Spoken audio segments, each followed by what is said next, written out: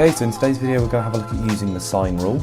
Now in this particular video I'm not going to go over why the sine rule works. I have actually made a video on that, proving the trigonometric rules. So check out that video in the description if you do want to know how and why these work and the proof behind them. But in this video we're just going to focus on actually using it and making sure that you're comfortable answering these sorts of questions. So grab a piece of paper, grab a pen, make some notes. I'm going to get started with this question. So it says find the length of side x and give your answer to 3 significant figures. Now obviously we need to know the sine rule for this, and we're going to talk about how we know that this question would be a sine rule question and how we're going to identify particular questions and know that we're going to use this rule. So the sine rule is a over sine a, and that's little a over sine big A, and that is equal to little b over sine big B, which is also equal to little c over sine big C. Now in any particular question you're only ever going to use two of these. So to be honest I don't actually use the c over sine big C, although it is part of our rule. Obviously looking at that in the video that I've made showing you how this sine rule is created, but for the purpose of this video I'm actually not going to be using that, so I'm just going to be using this a over sine big A is b over sine big B. Now in terms of the question and those letters and what they mean, the little a just represents the sides and the big A represents the angle, okay, or the little letters represent the sides and the big letters represent the angles. Now what we're going to have a look for in a particular triangle is whether we've got pairs of opposites. Now what I mean by that is opposites like this. So opposite the 105 is the 14.6, and opposite the x there, and if I do this in a different colour, we've got the 62. So when we're looking at using the sine rule, we're looking for these pairs of opposites, and without them we can't actually use the sine rule. We have to have these two pairs of opposites. Now obviously one of those is going to be an unknown, and in this case it's the x there, so we've got the one unknown. The rest of them we've either got angles or sides relative to them in terms of the opposites there. Now all we need to do is actually just label this triangle up. So I'm going to get rid of some of this and we're going to label it. Now I'm only going to use the letters A and B purely because I'm not using the c over sine C, and I can label this triangle however I want. So if I just go for this pair of opposites to start with, and let's label those A and big A. So the little a goes with the side down here, so A is the 14.6 and the big A is the 105. Then labelling up the other sides, again I could have done this the other way around, but you're able to choose whatever you like. Now the x is going to be the little b, and the 62 there will be my big B. And as long as you're happy labelling that up there, all we've actually got to now do is plug it into the formula. Now in terms of obviously looking at the sine rule, basically a over sine A, it comes out as 14.6 over sine 105. Okay, I'm going to put the 105 there in a bracket just to help with some calculators. Now, this is the important part here really, and that is that 14.6 divided by sine 105 is always going to be equal to the other pair of opposites when I plug those numbers in. So it's going to be equal to whatever the x value is divided by sine 62.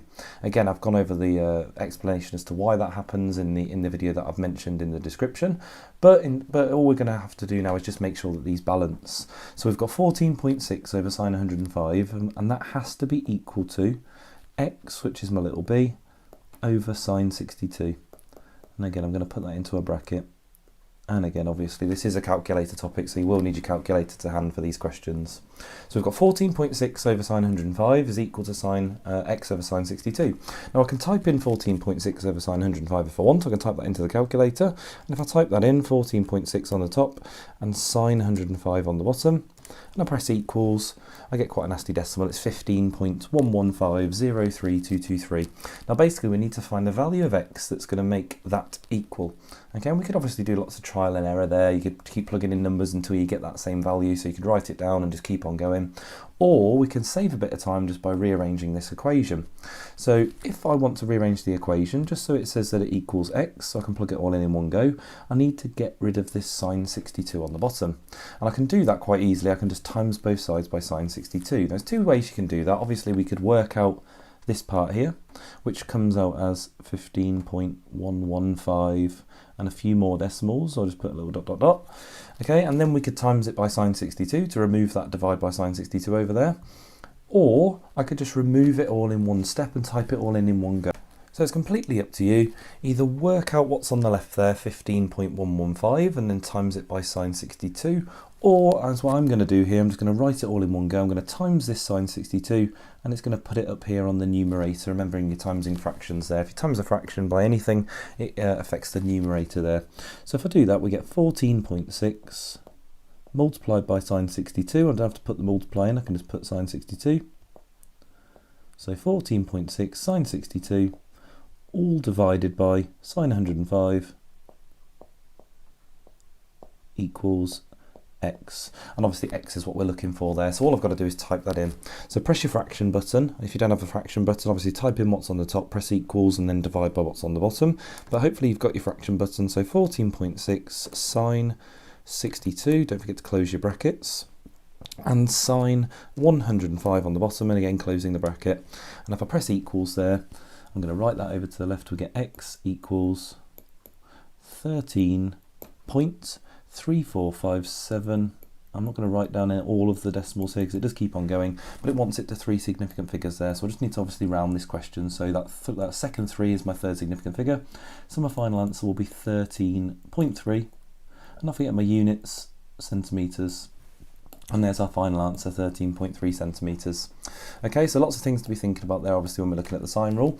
We're looking at these pairs of opposites. Without them, we can't use it. We won't have our a's and b's. We won't actually be able to plug the values into our formula. And then just thinking about, obviously, writing the formula down and rearranging it, or obviously thinking about the other method there, typing it in and then timesing by that denominator. Okay, so we're going to have a look at another question. I'm going to do this next one a little bit quicker. We're just going to apply the same method that we've applied to this question. Okay, so here it is. So this question says, find the length of side x and give your answer correct to 3 significant figures. So again, let's have a look. We've got a pair of opposites here, so that's okay, we can use that. And we've got a pair of opposites here, again, one of them being the unknown there, the x on the right. Okay, so we can definitely use the sine rule. So we just write the sine rule down, so a over sine a equals b over sine b. There we go, and obviously thinking about normal trigonometry there when we did some SOHCAHTOA, obviously linked in the description in some of the previous videos. The big letter goes with the sine, just like when we were using sin, cos, tan, we always put the angle with that, okay? So obviously just remembering your big letters go with that. So we can label it up, we don't have to label it up, but it does help just to visualise it. So A and big A, and then we've got little b here, and big B, and again you could label that however you like, it doesn't matter which one's A and B, they're all going to go into the formula in the same way. Okay, just obviously what is important is making sure the opposites are matching with the A's and B's. So let's plug this all in. We get 13 over sine 100. There we go, and that's got to be equal to x over sine 38. There we go. So again, you can type in what's on the left there, 13 over sine 100, and multiply it by that denominator, or we can just rearrange it all in one go and write it out and type it in. So times both sides by sine 38, we get 13 sine 38 over sine 100, and again now we just need to type that in and we've got the answer finished. There we are, just about write that in there. So let's type that in. So fraction button, 13 sine 38 all over sine 100, close the brackets, press equals, and again we get an answer here of 8.127, a few more decimals, but it wants it to 3 significant figures, so I don't need to go any further. And if I round that to 3 significant figures, chop it after the 2, we get 8.13 when it rounds up there, and again that's centimetres. And there we go, there's our final answer using the sine rule. Now very, very quickly before we have a go, just have a look at a quick question where we may or may not be able to use the sine rule, but let's just have a look at that one quickly before we move on. Okay, so this question here says find the length of AC, why can we not use the sine rule? Okay, so this obviously is not like an exam style question, but it is just thinking about if you were faced with this question and you were sitting there and trying to think, oh, you know, can I use the sine rule? We're going to have a look at why we can't. So opposite the 67 is the length AC, so obviously knowing how to read these lengths, so AC is over here, if we call that X, that's over there. So obviously we have a pair of opposites here, we've got 67 and the x. So we've got one pair of opposites, but if you have a look at the others, look, opposite the 28.3, we don't have the angle, so we can't use that pair of opposites. And then opposite the 11.7, we don't have that angle, So we don't have another pair of opposites. So in this sort of question here, we've only got one pair of opposites. Now in the next video, we're going to have a look at the rule that we use, obviously, to find missing lengths if we don't have these pairs of opposites. But for now, just thinking about the sine rule and how you identify a question where you're actually going to be using the sine rule, and this is not one of them. Okay, so just obviously in the practice questions that you're going to have a go at, make sure you identify these two pairs of opposites before you go ahead and just start sticking numbers in the sine rule. So label them all up and keep it all nice and tidy. Okay, so here's two questions for you to have a go at. Okay, so here's two questions, so pause the video there, have a go, and we'll go over the answers in a sec. Okay, so the first one says find the length of AB, so AB is over here, and then we're just going to label that up, so let's just call this one A, and you might have done this in a slightly different way with your A's and B's, but we're going to get the same answer either way, and let's call this one B. Now, obviously something else to be thinking about on these that I didn't really mention on the previous one is that sometimes they will give you letters on the outside of the triangles. Now, I personally, and if I just get rid of how I've labelled this here, I personally always just scribble them out. Obviously we need it to know what side we're looking for, but I don't want it to confuse me in terms of my labelling there, so I'm going to scribble it out. This is now my big A, and this is now my big B. Okay, so if that threw you at all, obviously just cross them out as soon as you need to start using the sine rule, and you allocate the letters however you like. So plugging these numbers in, I'm not going to write the formula out, but we've got 12 over sine 55. Again, depending on which order you've done this, might depend on which order you write this, and that'll be equal to x over sine 20. Okay, there we go. X is opposite my 20 there, obviously just drawing in your opposite lines if you want to, and then these are my other pair of opposites here. So again, plugging that all into the calculator, look, we just need to times this sine 20 over to the 12. So when I type that into the calculator, I've got 12 sine 20, and on the bottom I've got sine 55. Press equals, and we get 5.0103. So 0 after the 1 there means it's going to stay as a 1, it's not going to change. So 5.01 centimetres, and that's our final answer for that question there. Let's just finish that off. Okay, I'm doing minimal working out on the screen here just to save some space. Moving on to the next one, we've got a pair of opposites here. So let's again forget about the letters on the outside, I'll call that A and A. And then we're looking for the length BC, which is over here, and that's opposite the 42. So there we go, we've got big B and little b over here. Plugging those values into the sine rule then, we've got 5 over sine 53. And that is equal to x over sine 42. And again, just removing that denominator on the right there, we'll put it up the top. So in my calculator, I'm going to type in fraction button, and then on the top 5 sine 42, and on the bottom we've got sine 53. There we go. Press equals, and again we've got our answer here. So the answer comes out as 4.189 and a few more decimals. Now I've written it all down this time because obviously after the 8 there it does round up, so our final answer is 4.19, and again that's centimetres. Oh, actually no, it's not, it's metres. There we go, always a good reason to make sure you do have a look at the units there. 4.19 metres, and there we go, there's the final answer for that question. There we go. Right, so moving on to the next part of this topic now, we're going to have a look at finding angles using the sine rule. Okay, so this question says, work out the size of angle x, give your answer correct to 3 significant figures. Now again, just thinking about the question, look, I know we're finding an angle this time, but look, we have got this pair of opposites here, and also we've got a pair of opposites over here. So if I just label this up just like before, we've got A and big A, and B and big B. Okay, but if I was to plug these into my sine rule, formula like we did before, we'd have 6.7 over sine 95. And that would be equal to 5.4 this time over sine x. Now you can actually use the sine rule like this, and obviously we could actually do quite a bit of rearranging here to get that x on its own. But obviously what we want to do is we want to get this part on its own, this sine x part, and if we times that to the other side now, it's going to go onto the top of the fraction here, and it's not really going to be on its own in that first step. So there is a really quick step with the sine rule, obviously just to help you with the rearrangement here, and that's just to flip them over. Now the reason we can just flip them over, if we think about a little bit of logic here, if we have two fractions that are equal to each other, let's just pick something easy, like 1/2 is equal to 2/4. Now that is a correct statement there. 1/2 is equal to 2/4, and if we flip them over, we get 2 over 1 is equal to 4 over 2. 2 divided by 1 is 2, 4 divided by 2 is 2, and 2 equals 2 is again a correct statement. So you are able to flip fractions over like this when we're equating them to each other. Obviously they equal different things there, but the statement is still correct. They still have to equal each other. So when we're looking for angles, all we're going to do is we're going to flip the fractions over and use the sine rule upside down, so to speak. So we've got sine A over little a is going to equal sine big B over little b. And you're going to see now when we put the numbers in, we get to rearrange this in one step just like we did before. So if we plug all these values in, I've got sine 95 as my big A, and that's over the opposite there, which is 6.7, and that is equal to sine x. I'll put the x in a bracket just like I do with the normal angles, and that is opposite the 5.4. Okay, so now we are actually able to eliminate or isolate the sine x on its own by getting rid of this 5.4 on the bottom. This divide by 5.4, again just timesing both sides by 5.4. So when I times this up, and again I'm going to write it in the same way as I did before. So when I times it up to the numerator, look, I'm going to write it just at the start here, and I'll write it down to start with.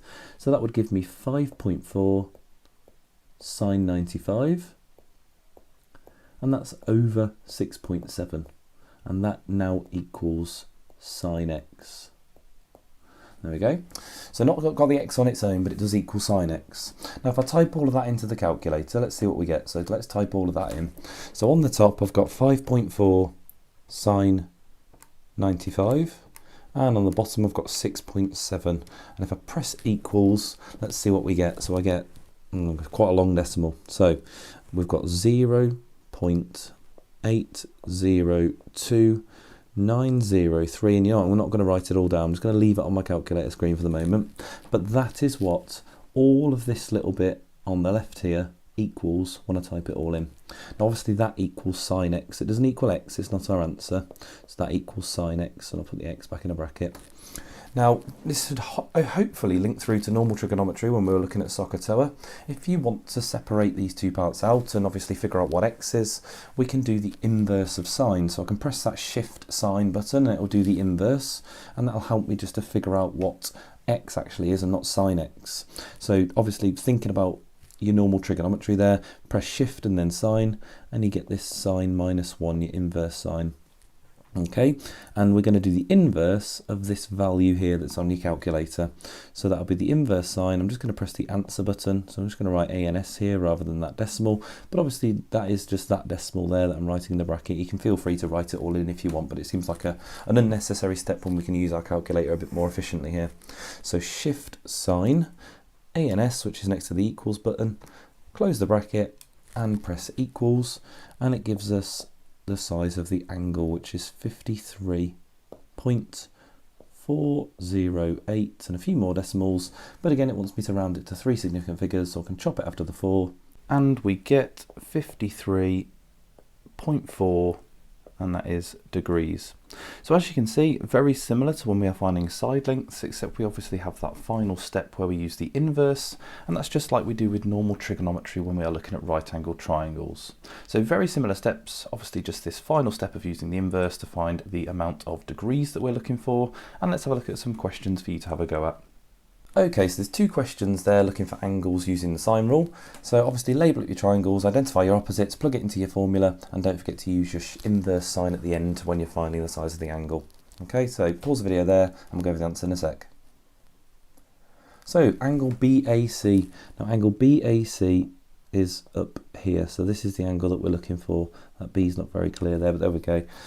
So it says give your answer to 3 significant figures. Now let's have a look. So we've got our pairs of opposites here, and we've got our pairs of opposites over here.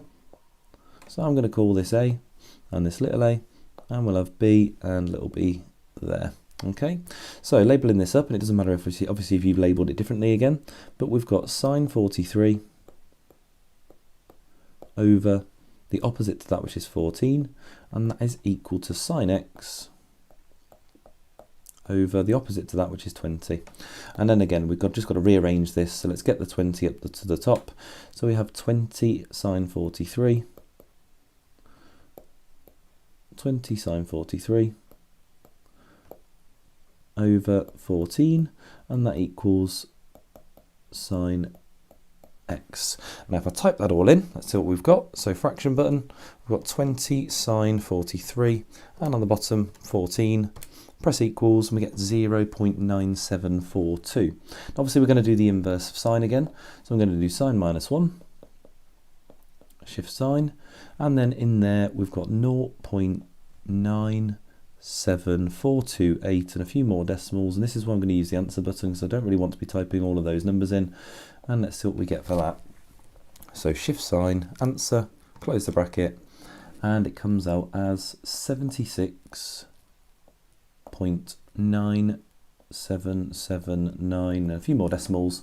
But again, it wants it to 3 significant figures, so 76.9, but the 9 rounds up, so that obviously rounds my number up here, so you've got to be careful with this one. So that obviously rounds it up to 77, and that would be a 0.0 at the end there, so 77.0 degrees. Obviously it does say 3 significant figures, so you do have to highlight that 0 at the end there just to incorporate that third significant figure. So 77.0 degrees is our final answer. Right, okay, so I'm going to do this second one a little bit faster. So here's my first pair of opposites. We've got A and little a, and we've got another pair of opposites here. We've got B and little b. There we go.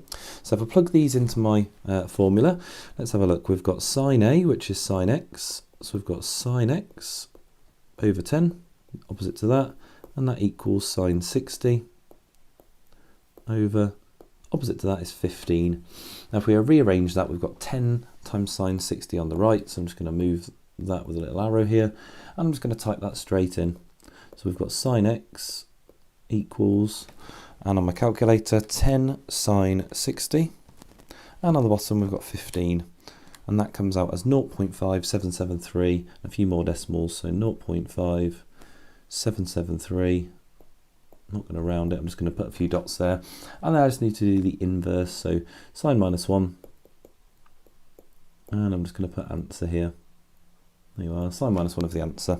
So shift sign, answer, close the bracket, and that equals 35.264. It wants it to 3 significant figures, so it's 26, so the 2 rounds up to a 3, so 35.3 degrees. There we go, and I'll just highlight that as our final answer there, 35.3. Right, okay, so before we finish, I've got a few different types of questions for you to have a look at, so let's have a look at one of those.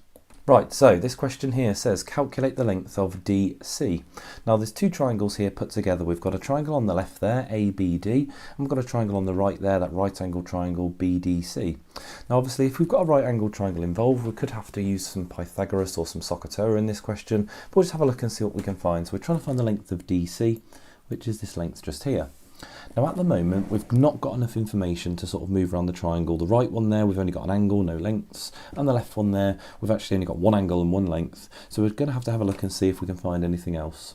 Now straight away we can work out this angle just here because that's on a straight line with the 54. So if I do 180 take away 54, that gives me the angle 126. There we go, so 126 degrees. Now we still don't have enough information to use the sine rule because we haven't even got one pair of opposites yet. So actually we're going to have to look at finding something else. Now again, we've got angles in a triangle, so we can find this one just up here. So 28 plus 126 adds up to 154, and if we take away 180, take that away from 180, we get 26 up for this angle just here. And just showing my working out for that, I did 180, take away 154. There we go, 26. Now let's have a look. Do we have a pair of opposites? So opposite the 25, we've got that 26 degrees. Okay, so if we're going to try and find this side here, we just need to have a look for a pair of opposites now to see if we can start moving into that triangle on the right. So opposite the 25, we've got that 26. So let's call 26 big A and the little 25 little a. And then obviously another pair of opposites we're looking at is the one where the 28 is, so big B, and the side we're going to find here, little b. So we're trying to find a side length, not an angle. So we're going to use obviously the first formula we were looking at, which was a over sine A. So little a is 25. So a over sine 26, that angle up in the top that we've worked out, has to be equal to x, the length that we're looking for. Obviously not the length in the final that I've labelled on the right, but the question mark there. So x over sine 28. There we go, and let's rearrange that to get our value of x there. So 25 sine 28 over sine 26. That's quite nice, that's going to give us our answer straight away. So 25 sine 28 all over sine 26.